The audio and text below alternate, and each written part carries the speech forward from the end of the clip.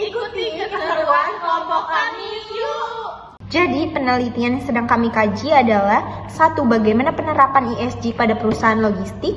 2. Pengaruh ESG terhadap keberlanjutan perusahaan seperti efisiensi sumber daya, inovasi ramah lingkungan, dan keseimbangan ekonomi, sosial, dan lingkungan. 3. Peran ESG dalam meningkatkan daya saing meliputi efisiensi biaya, kualitas, dan kecepatan layanan, serta inovasi dan teknologi. 4. Hubungan antara sustainability dan daya saing yang dipengaruhi oleh penerapan ESG.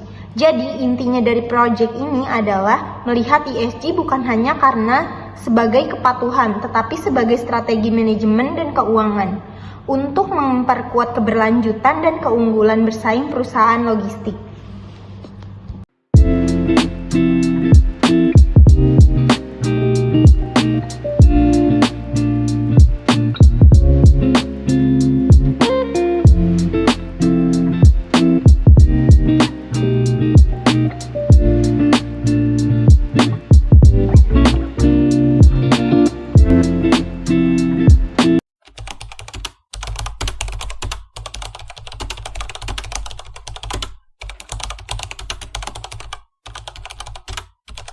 Sore Pak, kami dari mahasiswa Universitas Nusa Tenggara ingin pertama kami kenalkan diri, saya Dr. Ais dan teman-teman Saya Siti Aisyah Tania. dan saya Melda Zawa Andria. Di sini kami pengen mewawancarai Bapak terkait penelitian kami tentang peran ESG terhadap sustainability dan daya saing perusahaan logistik. Di PT Si Cepat Express. Baik Bapak, sebenarnya saya bisa dengan Bapak Budi. boleh tahu Bapak sudah berapa tahun di perusahaan ini? Udah jalan 4 tahun sih. Selanjutnya saya akan membaca pertanyaan ya Pak. Apakah perusahaan Anda telah menerapkan program penghematan energi, misalnya penggunaan lampu hemat energi atau bahan bakar efisien? Ya, sekarang sih kita udah mulai untuk penghematan energi ya. Kita udah mulai sosialisasi juga dari 2 tahun lalu untuk penghematan energi itu dari minimal dari lampu dulu di setiap bangunan kita itu pemakaiannya kita jadwalin juga. Kita ada patroli keliling juga dari security kalau misalnya ada listrik yang masih nyala pas operasional kita udah selesai gitu sih. Baik Pak, selanjutnya apakah perusahaan masih menghadapi kendala dalam menerapkan sistem manajemen lingkungan, misalnya biaya tinggi atau kurangnya teknologi? Saat ini sih kita udah nggak ada kendala ya masalah itu. Untuk yang hal seperti itu kayaknya udah pernah kita lewatin gitu untuk hal itu. Selanjutnya, apakah perusahaan melihat peluang kerjasama dengan pemerintah atau lembaga lain untuk proyek logistik ramah lingkungan? Untuk ramah lingkungan aku belum tahu ke depannya gimana. Cuma baru-baru ini kita ada kerjasama sama PT Pos Indonesia juga untuk pengiriman. Jadi kalau untuk ramah lingkungan harusnya sih ramah lingkungan ya, soalnya pengirimannya kan jadi barang, jadi secara pemakaian bahan bakar juga harusnya lebih hemat sih. Nggak perlu jalan sendiri-sendiri. Selanjutnya, apakah perusahaan menghadapi resiko akibat regulasi lingkungan yang semakin ketat? Gimana? Apakah perusahaan menghadapi resiko akibat regulasi lingkungan yang semakin ketat? Resiko apa dulu nih yang ditanya? Di kaitan lingkungan itu, resiko kayak akibat regulasi lingkungan. Kalau resiko akibat regulasi lingkungan itu kayaknya nggak ada deh kalau di kita untuk hal itu. Oh, baik Pak, Selanjutnya aku yang nanya ya Kak. Apakah perusahaan memberikan gaji, tunjangan, dan fasilitas kerja yang layak kepada seluruh karyawan?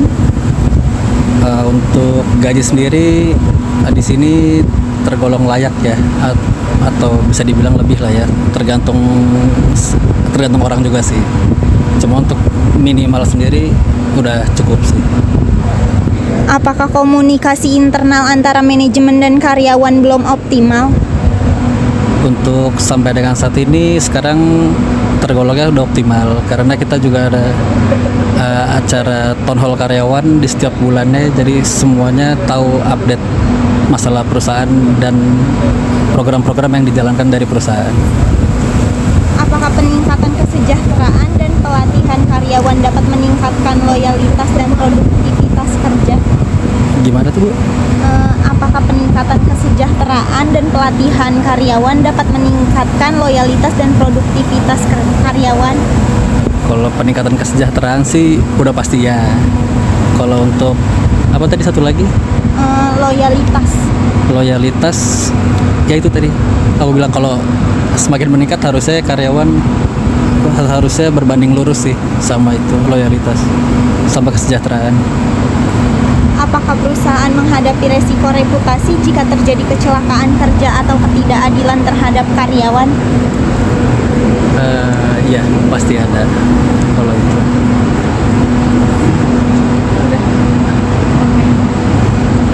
Selanjutnya saya akan nanya, jadi di perusahaan Bapak apakah sudah ada aturan yang jelas tentang tata kelola yang jelas dan apakah itu biasanya dijalankan dengan baik? SOP berarti ya? Mm-mm. Ya, SOP sendiri yang sekarang berjalan udah jelas dan kita lagi mau target kita ISO di tahun ini. ISO prosedur kita lagi program di 2026 ini, nantinya kita mau sertifikasi ISO semuanya gitu. Selanjutnya, gimana kondisi pengawasan atau audit di sini? Sudah oke atau masih harus dibenahi? Jadi kalau di sini tuh kita ada dua, ada audit internal sama audit eksternal. Eksternal itu dari pihak eksternal itu kita 2 kali dalam setahun. Kalau internal sendiri kita lakuin sebagai daily ya. Ada yang per case, ada juga yang bulanan gitu. Selanjutnya, apakah aturan pemerintah soal ESG itu ada pengaruhnya nggak ke perusahaan? Misalnya jadi lebih terdorong buat memperbaiki tata kelola. Aku kurang tahu nih kalau masalah ESG, cuma normalnya setiap perusahaan harus nurut sama kata regulasi pemerintah sih gitu. Harusnya pasti berpengaruh kalau untuk regulasi. Oke. Selanjutnya di sini kalau perusahaan nggak mengikuti aturan tata kelola, kira-kira ada nggak resiko atau masalah yang bisa muncul? Resiko yang pasti muncul kalau misalnya kita nggak ngikut regulasi pemerintah ya kemungkinan besar ya kan kita operasional kita di stop ya, atau mungkin ringannya mungkin dalam bentuk denda atau sanksi sih gitu Bu. Ada lagi? Sanksinya kayak gimana tuh Pak? Sanksi paling beratnya itu operasional kita di stop atau perusahaan ditutup. Ya paling rendahnya mungkin denda uang gitu. Oke. Selanjutnya di sini saya akan bertanya tentang sustainability atau keberlanjutan. Kalau di perusahaan ini sudah ada belum sih program atau inovasi yang mendukung tentang lingkungan? Untuk tentang lingkungan kita beberapa tahun yang lalu kita udah mulai jadi perusahaan logistik pertama yang pakai armada listrik ya waktu itu. Si cepat yang pertama kita kerja sama Volta waktu itu. Selanjutnya di sini masih ada nggak kegiatan perusahaan yang bisa berdampak kurang baik ke lingkungan? Yang kurang baik ya pemakaian BBM gak sih?